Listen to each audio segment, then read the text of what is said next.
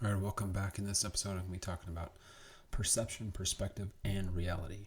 And the reason I'm talking about this is because of my own experiences with some hot topic issues in our society, along with how people perceive these issues on both sides. And so, one of the things that just comes to mind of why I'm talking about this just brings back to the national anthem kneeling and how a lot of people perceive disrespect. A lot of people perceive issues with the flag, with the military, and so forth. And that is not, in fact, the perspective or perception of those kneeling. And again, it's important to make that distinction. But that's one thing, too, from my own perspective and perception, is that me being, I say, a Gold Star family member, me losing my twin brother in war, again, my perspective and perception is going to be different. And so it's important to identify the intentions of someone and not simply say because the intentions that excuses behavior. But again, too, it's really just important to look at how people are intending things, just so that you don't take things, I want to say, too personally. But so again, I just constantly seen this misinterpretation of people's intent, and I think it's really important for people to do that. But on the same hand, I think it's important for me to talk on behalf of being a Gold Star family member, especially too with so many attacks on like the 4th of July and on the flag, saying it's a flag of oppression, and then me and many other people like myself who are Gold Star family members thinking, my family member died for that flag. And it was an act of patriotism. It wasn't an act of nationalism. It wasn't this blind, just following a message and not looking at what the message is about. For me, when I look at the flag and think of the anthem, especially when, at sporting events, specifically with football, they identify, please stand for the national anthem in respect for the military and so forth. That's identified and that's spoken for, because I feel like for myself, I don't feel like a lot of the people who have represented that perspective have done so effectively, or they might have their own, agenda of why they're attacking these players and so forth. And so I think it's important to speak on behalf of the people who are actually having real, genuine, and not to say that the people who know military people or who have family members who have served in the past and so forth, that they don't have any connection, but specifically from my own perspective of having a family member killed in action. I just think it's important to talk on behalf of us, because while it's not intended to be disrespectful, that is something that definitely feels, especially with, feeling like the country itself and like I said, the flag and its message. Again, I've seen, one of the arguments against, how military families and people in general in this country who want to stand for the flag perceive that as one of the rebuttals to that prospect, is the fact that not everyone sees the national anthem and sees the flag as this resemblance of the military and their dedication to serving the country and its inhabitants. And I can accept that, because, like I said, no one can tell you how you view the flag, or how you view the 4th of July, or how you view the national anthem itself. But that's the thing, is that in order for that to be consistent, and for it to be logical, it has to be applied consistently. So just as much as somebody who's not standing for the national anthem or standing for the flag doesn't perceive that as disrespect, and doesn't intend it as disrespect, individuals have their own points of views and their own perspectives to view kneeling as such. While you might not intend that action to be disrespectful, people are allowed to perceive it as such because of their own perspective on life and how they view, just like how people view standing for the national anthem. You might not see it as identifying the military and respecting the military, but just as such, you also need to realize that people who perceive kneeling as disrespect are entitled to have their own opinions on that. And so again, I think it's important to not put words into people's mouths, not to say that these players are doing this out of disrespect. I don't, as so many players have identified, they're not meaning this disrespectfully, and I can appreciate that.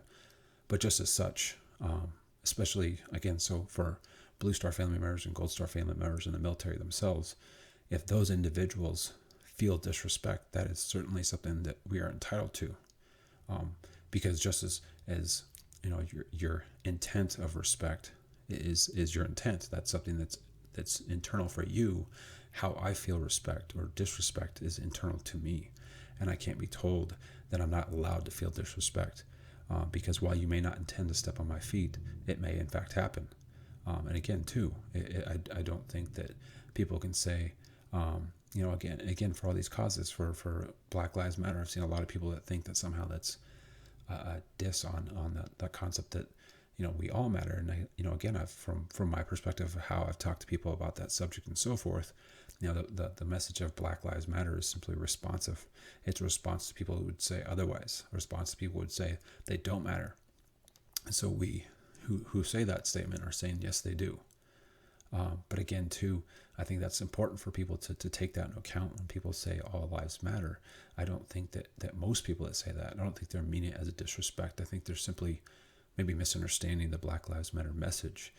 And so that's why they're clarifying, because again, if you look at that statement isn't saying that certain demographic lives don't matter. It's just trying to identify that everyone matters.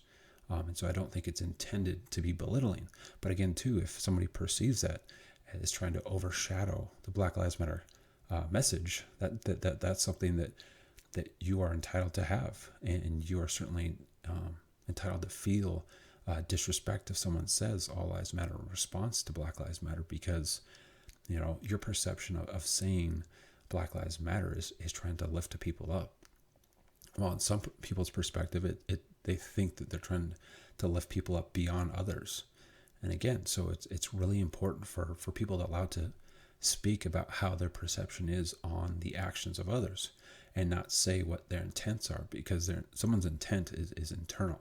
They're the only one knows what they're trying to accomplish. And it's really important on all sides of these conversations to allow people to speak on their own behalf, and to not allow people to conflate someone's actions meaning something else that they're not intending. Again, it's just, when I look at this country and I look at the dysfunction, I look at the separation and division, I can't help but feel like it looks like a really dysfunctional marriage, where so much of it is being lost in translation. So much of it is being interpreted by our own perspective, where someone does something and we think, well, if I had done that, this is what my intent would have been. This is where I would have been coming from. When in fact, it's like, no, the fact of the matter is more of these conflicts, more of these arguments and separation is just based on our own perceptions.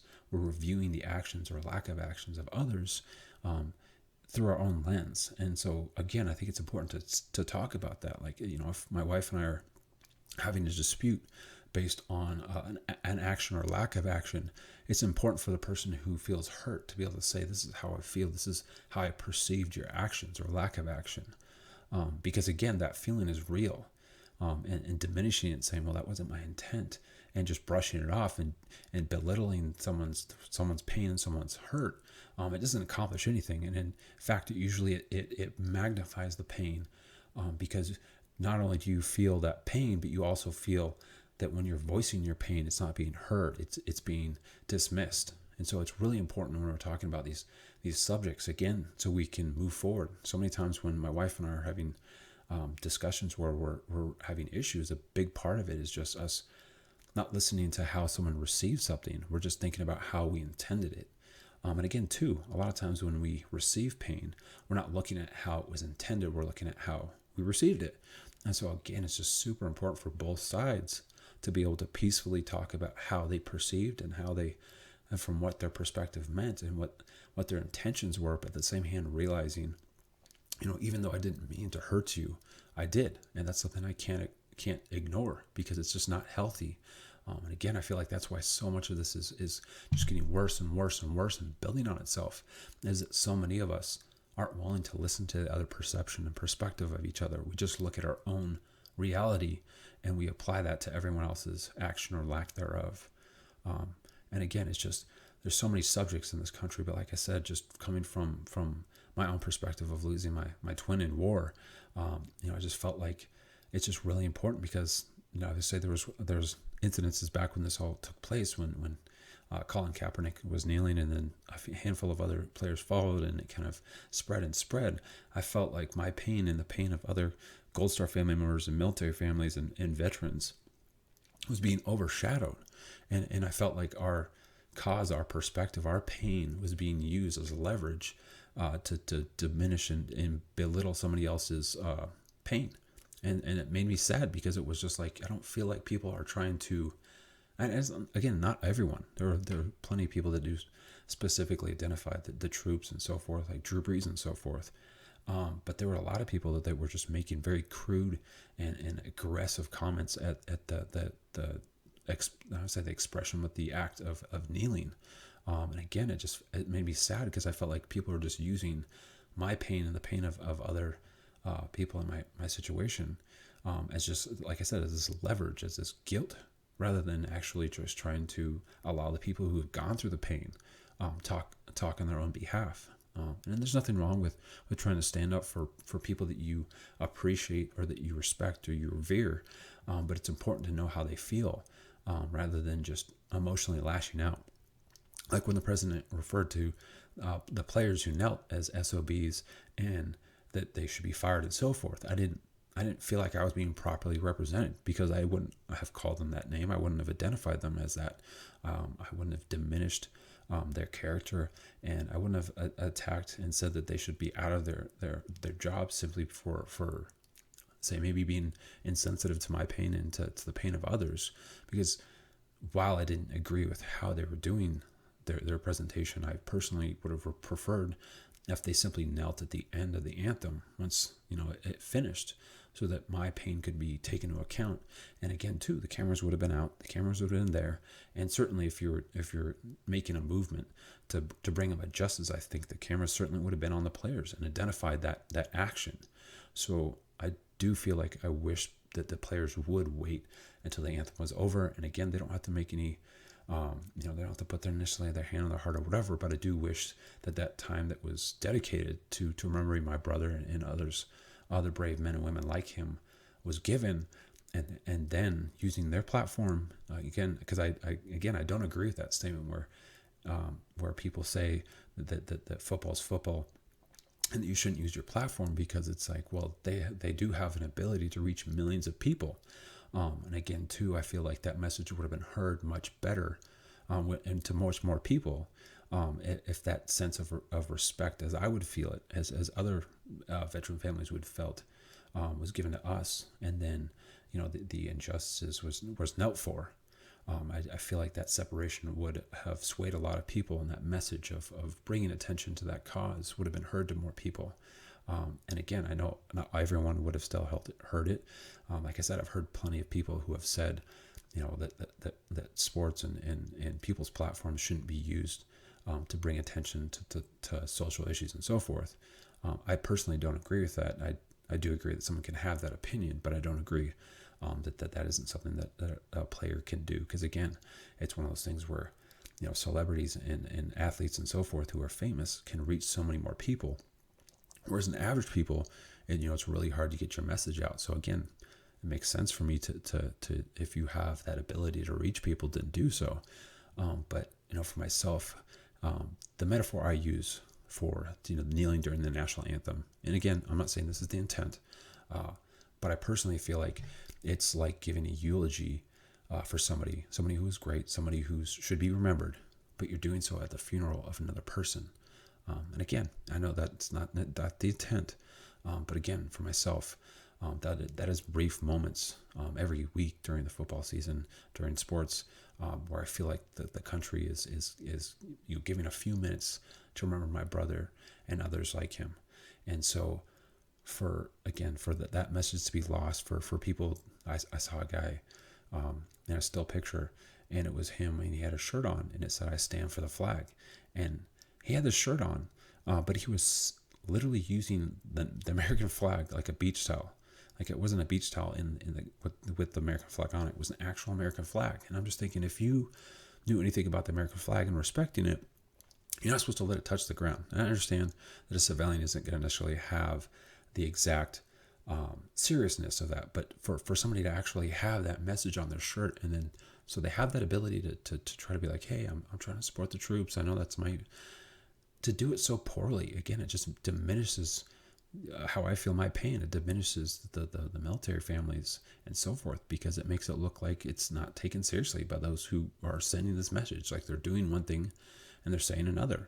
And so again, it discredits my pain. It discredits that message that military families, Gold Star family members, Blue Star family members, the vets themselves should be given this honor on as much of a regular basis as possible. Because now, as I've discussed in other videos, my twin brother joined the military during a time of war, and many like him did. And it's one thing to join the military and so forth. It's a very honorable thing. It's a very dedication to your country, but to do so when you know that you're going to be deployed. My twin brother, when he joined the Marine Corps, he knew and he planned for being deployed.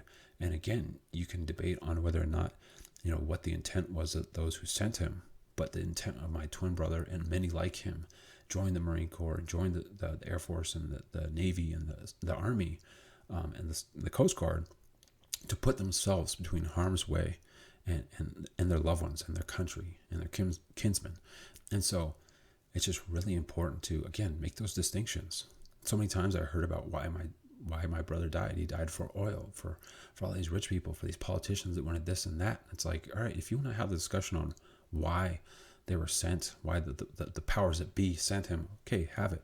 But don't tell me why my brother died, because I know why my brother died. He died for nobility. He died for selflessness, to lay his life down for others so that we may live free. So again, it's just really important to not conflate, how we perceive things with how they were intended, and really just make that identification. Because I feel like if more people's pain was heard, we'd see less and less screaming in the streets. And again, that's another topic for our conversation, as far as that I'm going to talk about, is the subject of not letting your pain get hijacked. But that's a conversation for a different time. But as always, good luck and good night.